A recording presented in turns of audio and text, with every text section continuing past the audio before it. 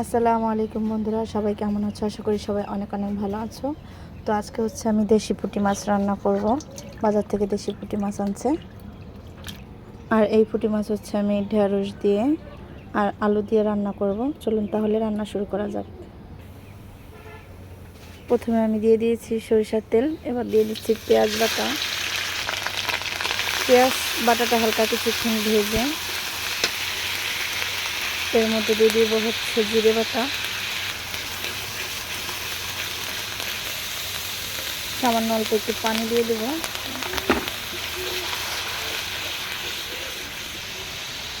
দিয়ে দিচ্ছি মরিচের গুঁড়ো, হলুদের গুঁড়ো, পরিমাণ মতন লবণ।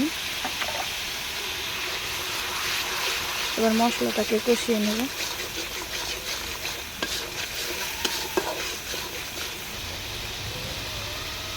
মশলা কষানো হয়ে গেছে, এবার এর মধ্যে দিয়ে দেবো হচ্ছে কাঁচামরিচ দিয়ে আরও বেশ কিছুক্ষণ মশলাটা কষিয়ে নেব।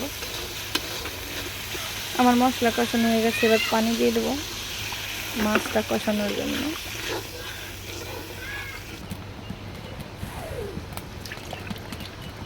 এবার হচ্ছে মাছটা দিয়ে দেবো।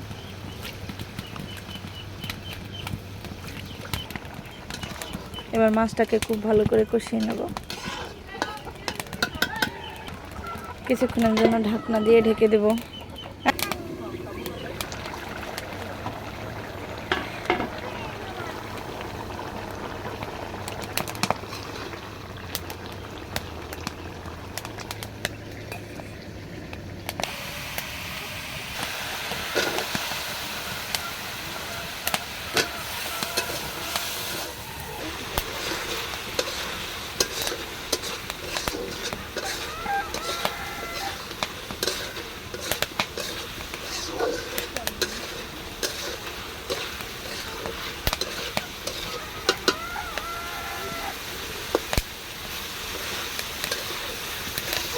আলু সিদ্ধ হয়ে গেছে, দিয়ে দিলাম ঢেঁড়স।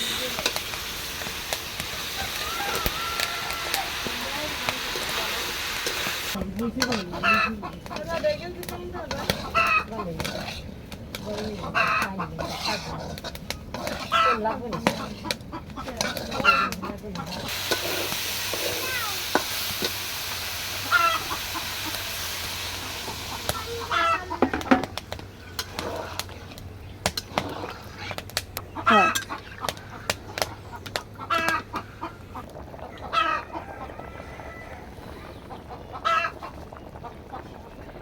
এবার হচ্ছে পেঁয়াজের বেরেস্তা বাটা দিয়ে দেবো।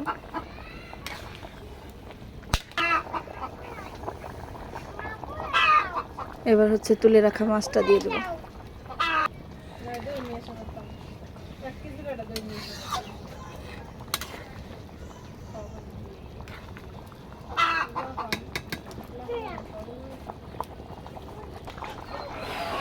আমার তরকারি রান্না কমপ্লিট। আর দেশি মাছের পাতলা ঝোলই ভালো লাগে, এজন্য পাতলা পাতলা ঝোল করব।